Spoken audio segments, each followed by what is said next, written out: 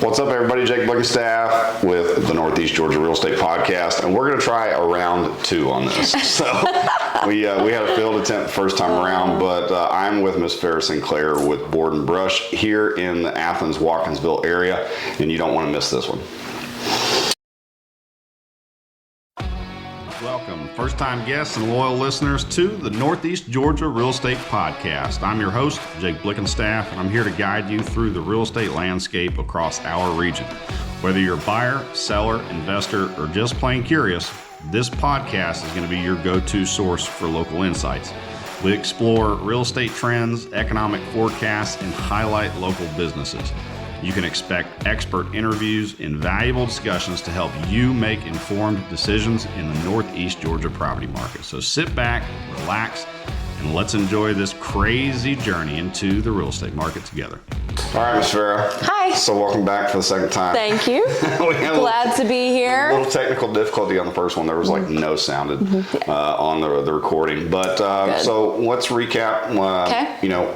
Tell me a little bit about who you are, what you do, and how you got into being the current owner of Board and Brush. Okay, so we're Board and Brush. My family and I have been here for 9 years now, and a friend of mine, after we moved here, approached me about opening Board and Brush. Her name is Suzanne, and so it was about 8 years ago. She knew I was kind of looking to make a career change, possibly, and had heard about Board and Brush from some friends of hers up north, and just thought it would be a great fit for Athens. Yep. And so what we're a do-it-yourself creative studio, and we hold instructor-led wooden home decor workshops. So think paint and sip, because we're BYOB, but it's not painting on a canvas like you typically think a paint and sip place is. At Board and Brush, we are creating wooden projects, and so like wooden signs, clocks, trays, coat racks, boxes, front porch planters, like all kinds of wooden projects for your home. And you start with raw wood, and we take you through all of the steps. You're gonna sand, distress, stain. You may have to use a power tool to assemble, so it's super fun. We use a stencil, so anybody can do it. You don't have to have a creative bone in your body to do it. And then you leave at the end of the workshop with your completed project. So you get to take it home, and you can immediately put it up on your wall if you want, or whatever. That's awesome, because I know I don't have a creative bone in my body, so like I struggle with like painting a stick figure. Yeah. So to know that somebody could come in there and like still get the experience without having to have that like, hey, I went home and it's a Picasso. That's right. 100%. I mean, we want people to leave happy with their project. And so we make sure that if they feel like they've made a mistake or they're not quite sure about it, we immediately will make it right. And we tell them that we can fix just about anything. There's no mistakes. Like when you walk in the door, there's no mistakes in here. And so we fix just about everything, and we want you to leave with it and happy. We want you to have fun and be happy. Absolutely. That's good stuff. So now, is this like, I know you said BYOB, but is it BYO, you bring your own materials, or is it more structured, or what does that look like? So we provide all the materials. Okay. Yep, all the materials and the instructions. So you just come in with your wine or your beer and your snacks if you want, or your whatever you want.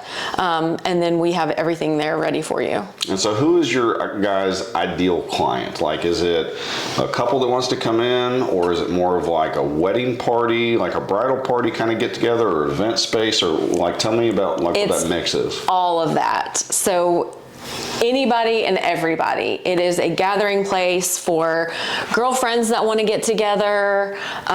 Date night, it's perfect for a date night because it's not just sitting over dinner. You're actually like doing something together. Yep. It's great for team building for businesses that want to bring their staff in.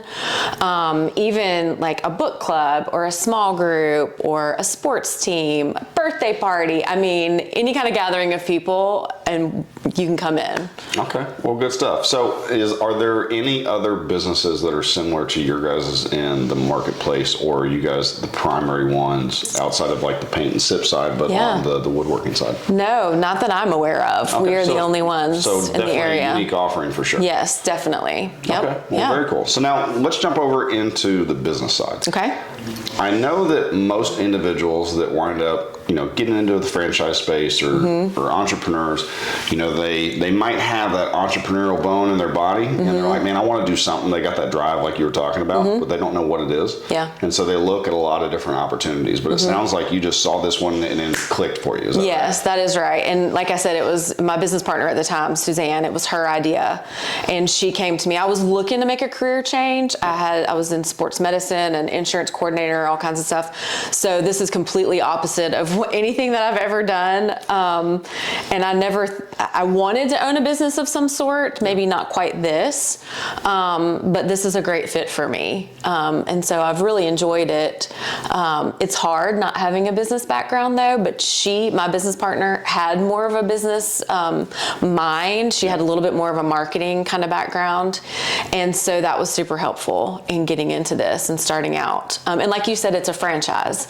So because it's a franchise, we get a lot of support from our home office, and a lot of our marketing materials and all the designs and stuff come from them.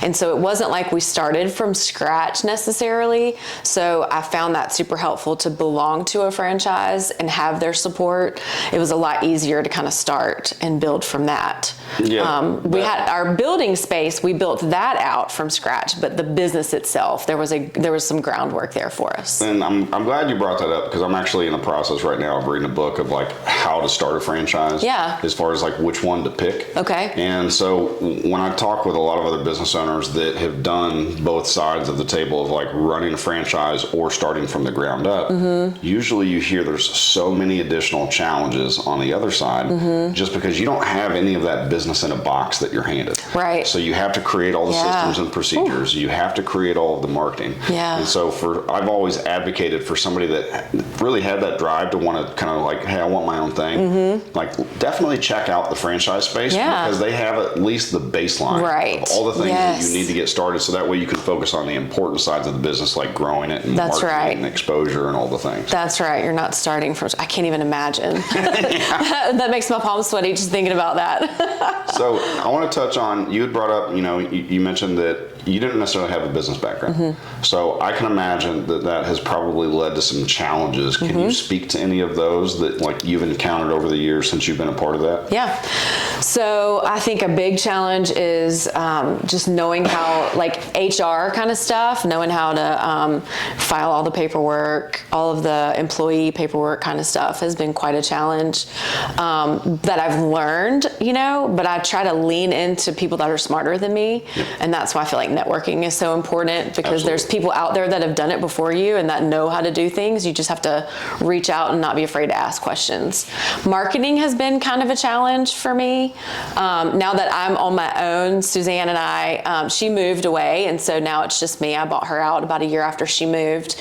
And so that has been a little bit of a challenge, just not having that in my wheelhouse is a challenge, definitely. And marketing anymore, I feel like is an ever-changing process, because it's not like it used to be where everybody read magazines and read newspapers and that was just a given. That's where you advertised.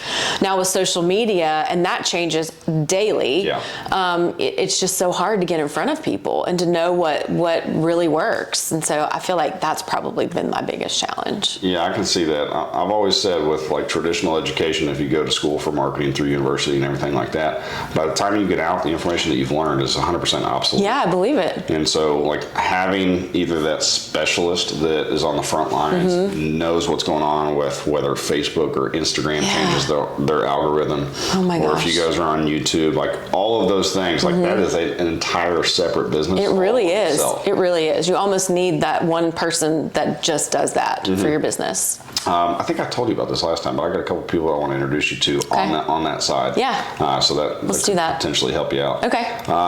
Now, obviously we covered some of the challenges. What would you say some of the biggest successes that stand out in your mind are, other than, I'll give you an easy layup of like, I'm a business owner, I'm still here to this day. Yeah. But what are some other things that stand out for you?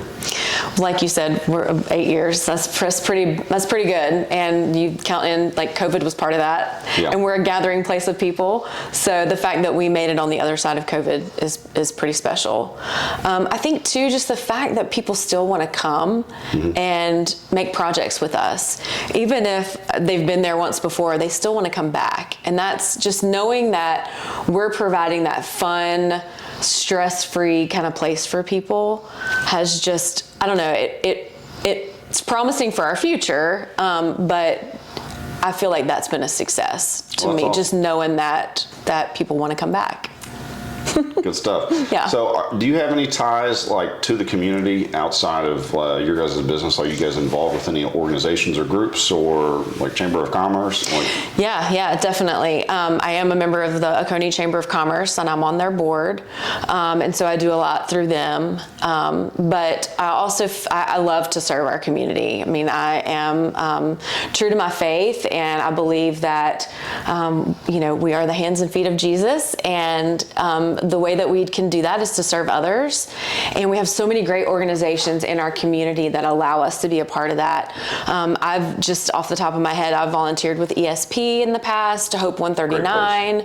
I was a member of the Kiwanis Club of Oconee, and through them, we volunteered with OARC and Lydia's Place and all kinds of other great organizations. And so personally, I've done a lot of that. But the business, Board and Brush, we also give back to the community. And, we'll give, donate to silent auctions or donate to our local teachers for Teacher of the Year, or some different schools will reach out to us for teacher appreciation gifts. And I know that's coming up soon.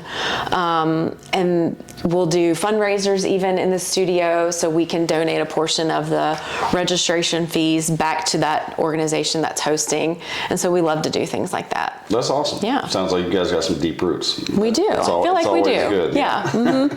Yep. So is there any upcoming events that you want to kind of put a focus on or a highlight that you guys are having? Yeah. So we've got at the, beginning of May, we've got an 80s bingo, music bingo night that we're going to do along with our DIY projects. And then for Mother's Day, which we'll do it the day before Mother's Day, we're going to do some flower boxes.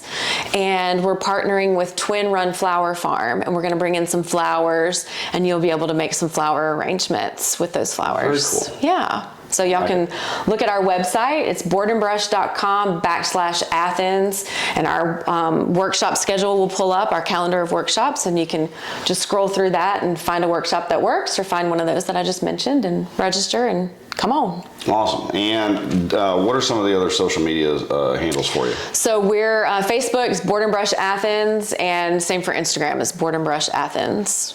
And then one last final thought from you. So I always like asking, as a business owner, as an entrepreneur, you've been through it. Yeah. And so if you were looking at somebody right now and they're like, hey, I have the desire to kind of start my own thing or do my own thing, what is like one gold nugget that you've kept in your mind the entire time, or that just really stands out to you that you'd be like, man, if I was told this, it would have helped me at least, keep my perseverance on the bad days or whatever. Anything like that stand out for you? Yes. Join your local Chamber of Commerce. And I know you and I've talked about that before, but it's so pivotal to your business. Like, even before you've opened your doors, join the Chamber of Commerce and go ahead and start attending events. It's the best way truly to market your business. I feel like you're making those connections around town. You're finding out people that you can go to if you need certain things for your business. And then they're going to see you at some of these different events. They're going to remember you and what your business is, and they're going to refer people to you. It's just a give. Yeah. It's a great organization. It's the best thing I think you could do. We joined before we opened, and so they were able to come. We did a ribbon cutting, and it was a great way just to get people in the door to find out about us. And I feel like our Chamber of Commerce has helped me when it's a little bit slower, and I can reach out to them, and we can kind of brainstorm brainstorm some different things. They'll put a group together and come visit, or just kind of help me figure out some different things to do. They've just been really great. Yeah, and I second everything you said, and I'll piggyback on it a little bit as well. So for most new business owners, I have found that some of the challenges that they have are usually like not having enough face-to-face interactions with individuals to talk about their business. Right. So like most individuals are really tight and capable of like talking to their sphere of influence because it's people that you already know. Yeah, it's comfortable. The Chamber of Commerce, I have found, for one, it's totally a safe place to like openly talk and promote about your business. So they push you to do that. Yes. And then also it gives you those at-bats to be able to talk to somebody new and say, hey, Farrah, I'm Jake, what do you do? And then let me talk to you about my business. And like that's reciprocated throughout every Chamber of Commerce that I've been in. That's right. And so some struggles that you're having, they may have had. If they've been in business longer than you, they've probably had the same struggles, and y'all can kind of bounce some things off of each other. It's really great. It really is. Yeah, having that sounding board is pretty huge. Yes, it is. Well, as we wrap up, I appreciate you. Any last words or special gifts that you guys might be able to throw out? Yes. So I've got a special discount for all of your viewers and listeners. So if you go to register for a workshop on our website and you use the code podcast25, so podcast25, you'll get $25 off of your registration for any Pick Your Project workshop. And that's our large project workshop. Well, very cool. Yeah. Well, you've heard it here. Podcast 25. Make sure to go check out Farrah over at Board and Brush. Yeah. I know I'm probably going to come and see you guys. I hope so. My mom for the Mother's Day thing. Yes, that'd be perfect. Cool. This is Jake Blickenstaff with the Northeast Georgia Real Estate Podcast, and we will see you guys on the next one. Bye.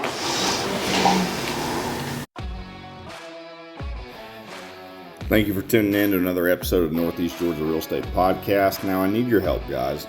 I am working towards an absolutely massive goal for next year of creating new opportunities that will allow me to not only serve my clients better, but help them achieve their commercial real estate goals as well. Key focus for 2025 is going to be for me to acquire 2 additional commercial properties, further expanding my investment portfolio and my impact in our community. This journey will allow me the freedom to spend more quality time with my family, which is the end goal. I'm sharing this in hopes of being able to connect with others who align with this vision. So if that's you, whether it's through partnerships, investing, networking, or new business opportunities, please let's connect and build something together. Thank you.